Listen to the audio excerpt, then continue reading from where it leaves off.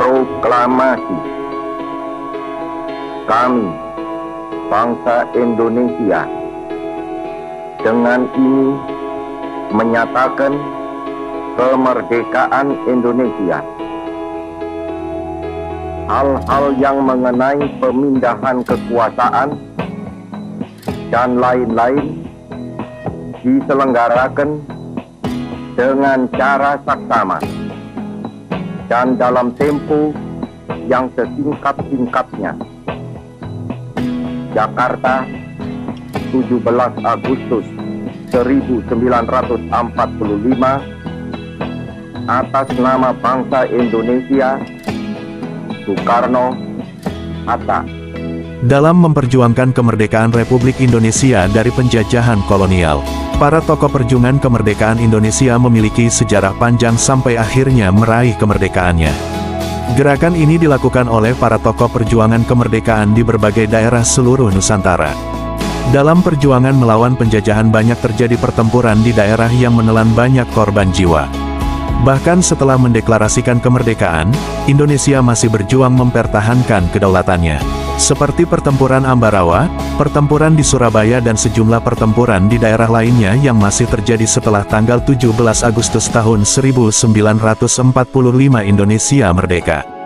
Pertempuran di berbagai daerah di Indonesia yang menjadi catatan sejarah panjang bangsa ini berjuang melawan penjajahan demi kemerdekaan Republik Indonesia seutuhnya. Sejarah mencatat sedikitnya ada 14 pertempuran di daerah yang pernah terjadi dalam sejarah bangsa Indonesia untuk memperjuangkan kemerdekaan Indonesia. 1. Perang Saparua di Ambon, Maluku, 1817. Di Maluku, penjajah Belanda membuat rakyat Indonesia sengsara melalui kerja paksa, pengiriman makanan laut, pemecatan guru untuk menghemat uang, mengubah pemuda menjadi tentara, dan keengganan Belanda untuk belajar dari mereka. Menghadapi hal tersebut, para pemimpin dan pemuda Maluku sepakat untuk melawan kekejaman zaman penjajahan Belanda. Terjadilah perang dengan orang Maluku yang dikomandoi oleh Lukas Latumahina, di mana selama itu Indonesia mampu menguasai benteng Durstede. Perang Saparua dipimpin oleh Thomas Matulesi atau Kapitan Patimura melawan kebijakan kolonial Belanda di Maluku pada 1817. Para pejuang Maluku merebut benteng Durstede di Pulau Saparua dan mengalahkan pasukan Belanda, meski akhirnya Patimura tertangkap dan dieksekusi setelah berbulan-bulan perlawanan gerilya. Perang Saparua termasuk salah satu pergolakan terbesar yang pernah dihadapi Belanda selama menjajah Indonesia. Setelah berbulan-bulan terlibat pertempuran, Belanda berusaha menyelesaikan perang dalam waktu dekat. Bahkan Belanda akan memberikan hadiah sebesar 1.000 gulden kepada pihak yang berhasil menangkap Patimura. Akibat pengkhianatan yang dilakukan seorang warga, Belanda mengetahui persembunyian Patimura dan berhasil menangkapnya beserta para pejuang lainnya pada November tahun 1817. Patimura akhirnya dijatuhi hukuman mati pada Desember tahun 1817 di Benteng Victoria, Ambon.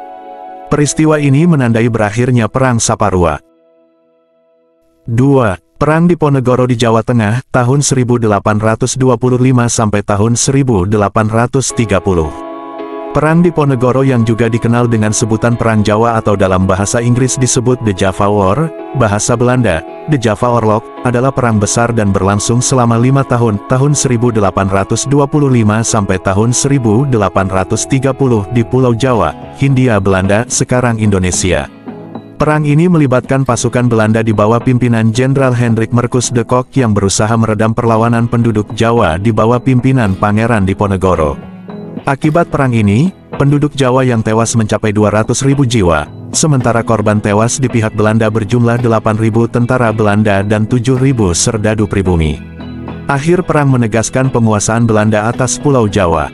Perang tersebut terjadi sebagai akibat dari kebijakan penjajahan Belanda yang tidak rasional, termasuk perampasan tanah kaum bangsawan oleh pemerintah Hindia Belanda.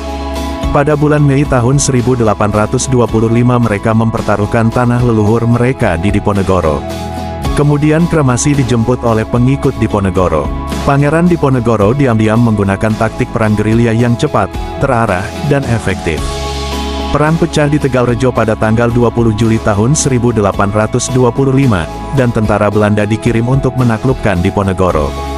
Tegalrejo, kubu pengikut Diponegoro, ditaklukkan dan dibakar habis oleh Belanda.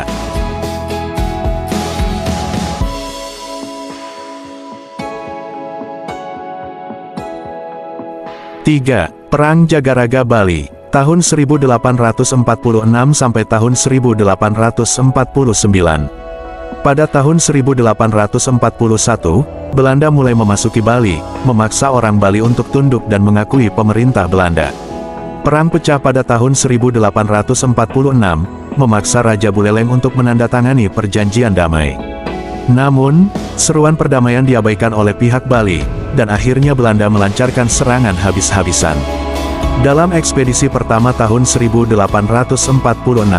pasukan Belanda beranggotakan 2.400 prajurit, sepertiga terdiri atas orang Eropa, sisanya adalah orang Jawa dan Madura, ditambah dengan satu kompi yang beranggotakan orang kulit hitam Afrika, kemungkinan berasal dari koloni Belanda di Ghana, saat itu Pantai Emas. Angkatan tersebut mendarat di Sangsit, Buleleng pada tanggal 7 Mei tahun 1848.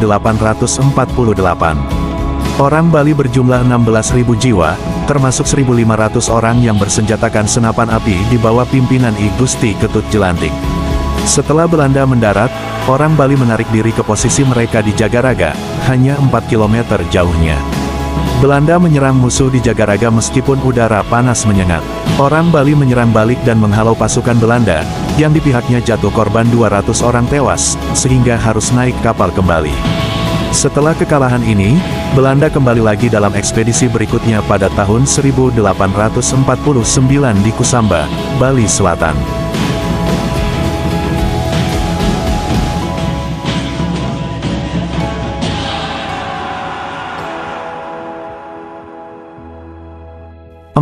Perang Padri Sumatera Barat tahun 1803 sampai tahun 1838.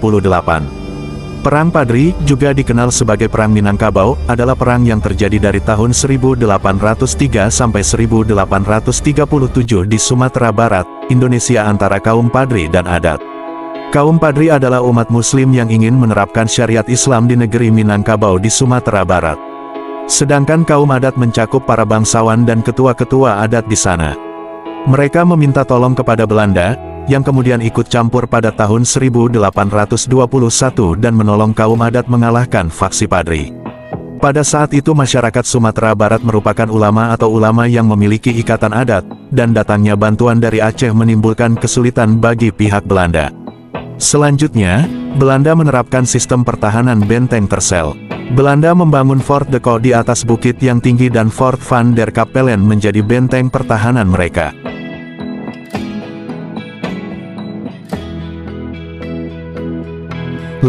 Perang Aceh tahun 1873 sampai tahun 1915 dan 1942. Aceh. Perang Aceh juga dikenal sebagai Perang Belanda atau Perang Kafir tahun 1873 sampai tahun 1904 adalah konflik militer bersenjata antara Kesultanan Aceh dan Kerajaan Belanda yang dipicu oleh diskusi antara perwakilan Aceh dan Amerika Serikat di Singapura pada masa awal tahun 1873. Perang tersebut merupakan bagian dari serangkaian konflik di akhir abad ke-19 yang mengkonsolidasikan pemerintahan Belanda atas Indonesia modern. Perlawanan rakyat Aceh melawan Belanda dalam semangat jihad, perang membela Islam. Belanda harus melawan rakyat Aceh, terbukti dengan tewasnya Jenderal Kohler dan gagalnya sistem pertahanan benteng Tersel. Pada saat itu, Belanda kewalahan dengan perlawanan fisik dari orang Aceh, tetapi Snoek Hurgronje menyamar dan menemukan kelemahan orang Aceh. 6. Perang Sisingamaraja di Sumatera Utara, tahun 1878 sampai tahun 1907. Perlawanan rakyat Sumatera Utara terhadap Belanda dilakukan oleh Sisingamangaraja XII yang berlangsung selama 24 tahun. Perang ini disebabkan oleh upaya Belanda untuk mendirikan Pax Netherlandica. Pertempuran dimulai pada tahun 1907 dengan penyerangan ke pusat pertahanan Belanda dan diakhiri dengan pengepungan benteng terakhir Sisingamangaraja di Papak. 7. Perang Banjar Barito di Kalimantan Selatan, 1866. Perang Banjar dimulai dengan campur tangan Belanda dalam suksesi tahta kerajaan Banjarmasin. Setelah Prabu Anom ditaklukkan Belanda, perlawanan rakyat Banjar dipimpin oleh Pangeran Antasari. Peperangan pecah di Kalimantan, bala bantuan kepada Belanda tiba, dan Belanda mendorong mundur pasukan Pangeran Antasari. Perang benar-benar berakhir pada tahun 1866 ketika Pangeran Hidayat yang menjadi raja. Banjarmasin menyerah kepada Belanda. 8. Pertempuran tanggal 10 November di Surabaya. Pertama, ketika Brigadir Jenderal AWS Malabi mendarat di Surabaya pada tanggal 25 Oktober tahun 1945, pasukan sekutu berusaha menguasai Surabaya, tetapi pertempuran pecah dan Jenderal Malabi tewas pada tanggal 30 Oktober tahun 1945. Inggris mengancam akan membumi hanguskan Surabaya. Mendengar ancaman itu, para komandan Laskar Hizbullah, Sabilillah, Mujahidin, TKR, dan para santri marah besar. Seorang pemuda bernama Sutomo, atau yang dikenal dengan Bung Tomo, sowan kepada Kiai Hashim. Ia meminta izin kepada Kiai Hashim untuk menyiarkan dan menyebarluaskan resolusi jihad melalui radio. Bismillahirrahmanirrahim. Merdeka! Saudara-saudara penduduk kota Surabaya, kita semuanya telah mengetahui bahwa hari ini tentara Inggris telah menyebarkan pamflet-pamflet yang memberikan suatu ancaman kepada kita semua. Kita diwajibkan untuk dalam waktu yang mereka tentukan menyerahkan senjata-senjata yang telah kita rebut dari tangannya tentara Jepang.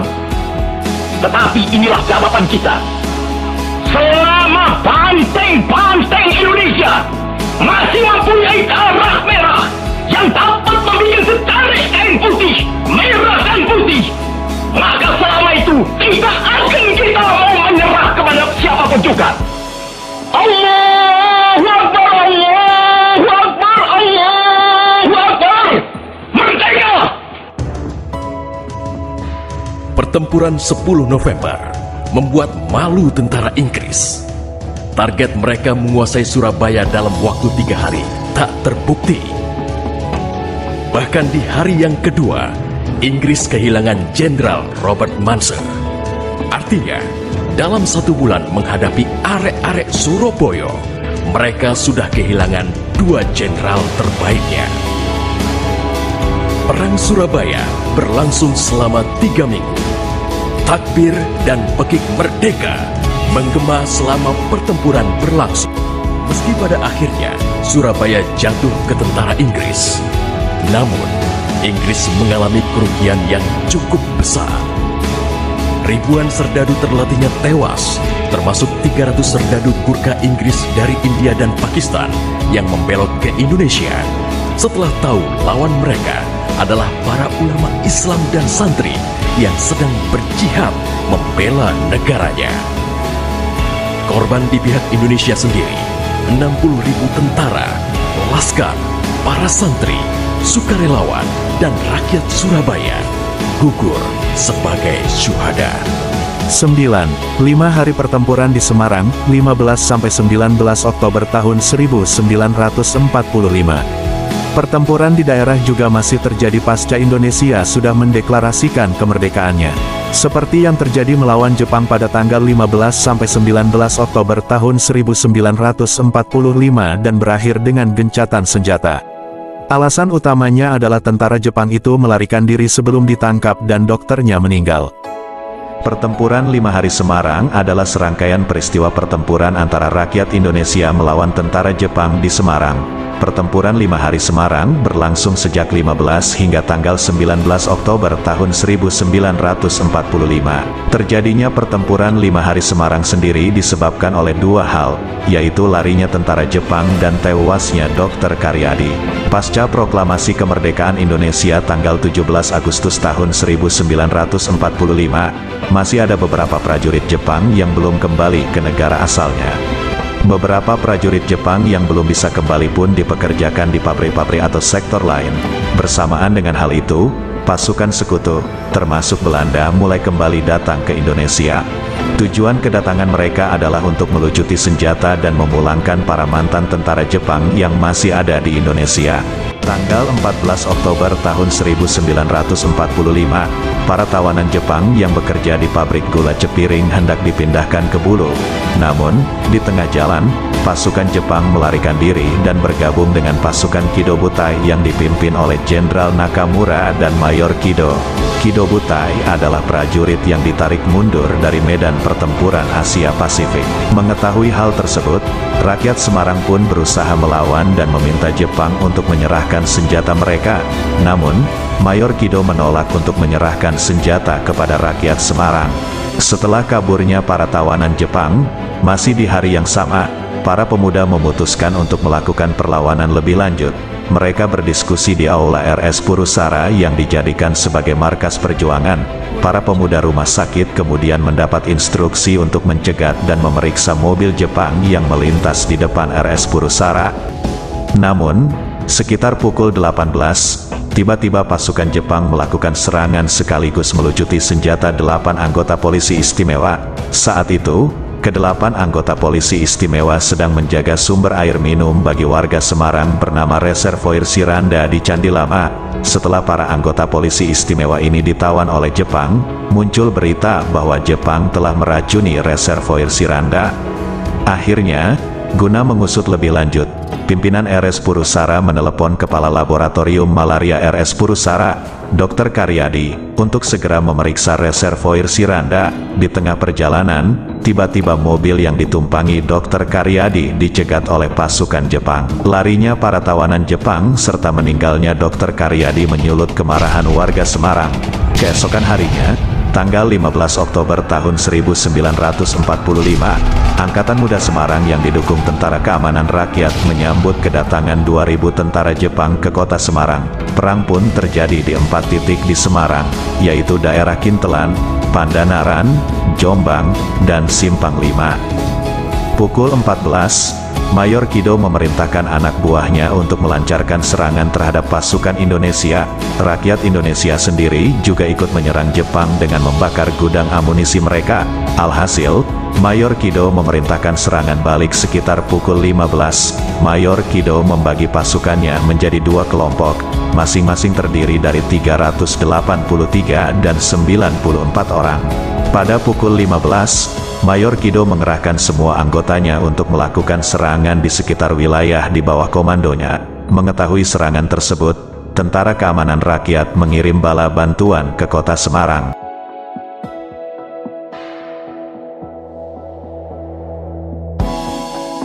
Pertempuran antara Jepang dan rakyat Indonesia di Semarang pun terus berlangsung sampai hari telah berganti.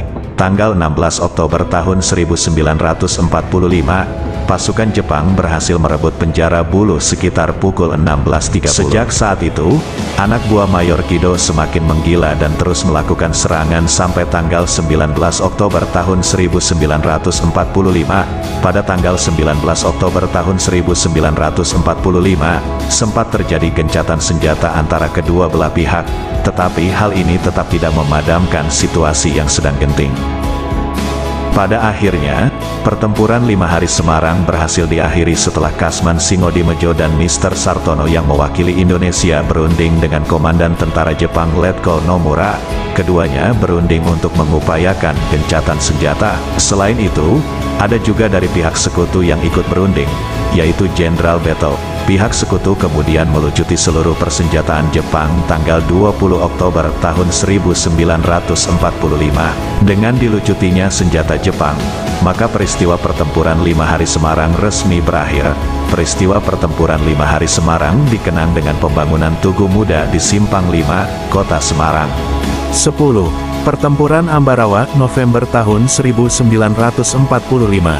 Antara Satuan TKR dan pemuda melawan pasukan sekutu Inggris yang terjadi pada tanggal 20 November tahun 1945 dan berakhir pada tanggal 15 Desember tahun 1945.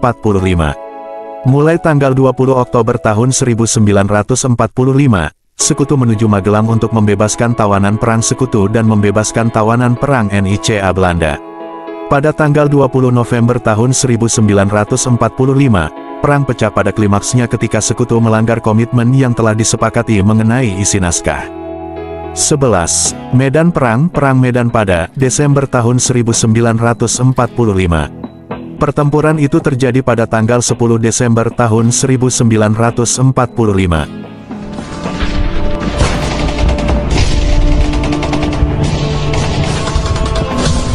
cerita dimulai pada tanggal 9 Oktober tahun 1945, ketika pasukan Inggris di bawah pimpinan Brigadir Jenderal T.E.D. Kelly mendarat di Sumatera Utara, datang dengan tampilan sekutu.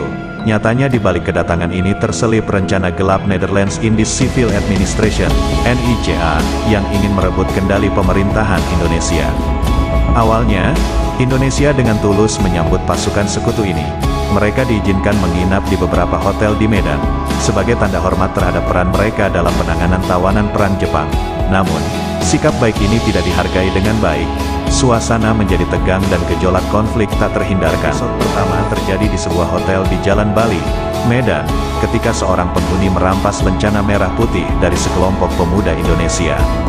Tindakan ini memicu kemarahan para pemuda Indonesia.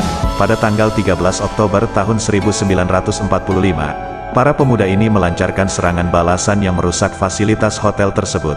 Ironisnya, insiden sepele inilah yang menjadi bumbu pemicu terjadinya pertempuran medan area yang besar dan serius. Peristiwa ini menjadi semacam cambuk yang memicu gelombang aksi dan insiden di seluruh Sumatera Utara.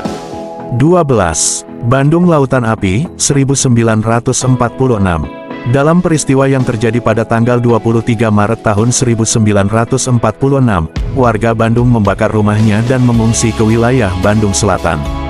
Lebih dari 200 juta rumah hancur hanya dalam 7 jam.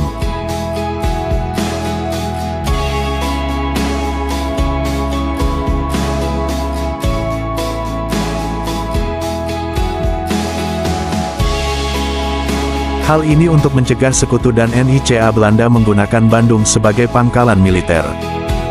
13. Perang Puputan, November tahun 1946. Perang ini dilancarkan oleh I Gusti Ngurah Rai pada tanggal 20 November tahun 1946. Pasukan TKR berjuang dengan sekuat tenaga untuk mengusir tentara Belanda yang kembali dari kekalahan Jepang.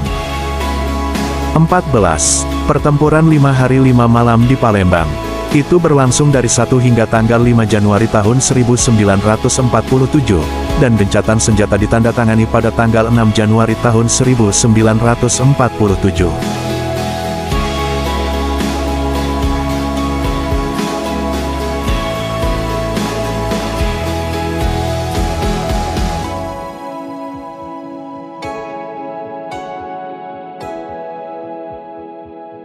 Masih banyak lagi perjuangan untuk mempertahankan kemerdekaan Indonesia. Kita tidak bisa menikmati momen ini tanpa perjuangan para pahlawan kita. Ini merupakan peristiwa perang besar yang tercatat dalam sejarah, namun tidak menuntut kemungkinan banyak terjadi peristiwa perang perlawanan terhadap penjajahan yang terjadi di daerah-daerah lain yang dilakukan secara skala kecil dan tidak tercatat dalam sejarah. Inti dari perjalanan ini adalah perjuangan panjang yang dilakukan oleh para pejuang kemerdekaan sejak abad 18 sampai pasca kemerdekaan Republik Indonesia 1949. Tidak sedikit nyawa melayang sebagai tumbal tegaknya kemerdekaan Republik Indonesia. Sejak tahun-tahun 1602 sampai tahun 1949 Indonesia dalam belenggu penjajahan yang silih berganti. Spanyol, Portugis, Inggris, VOC, Belanda, Jepang.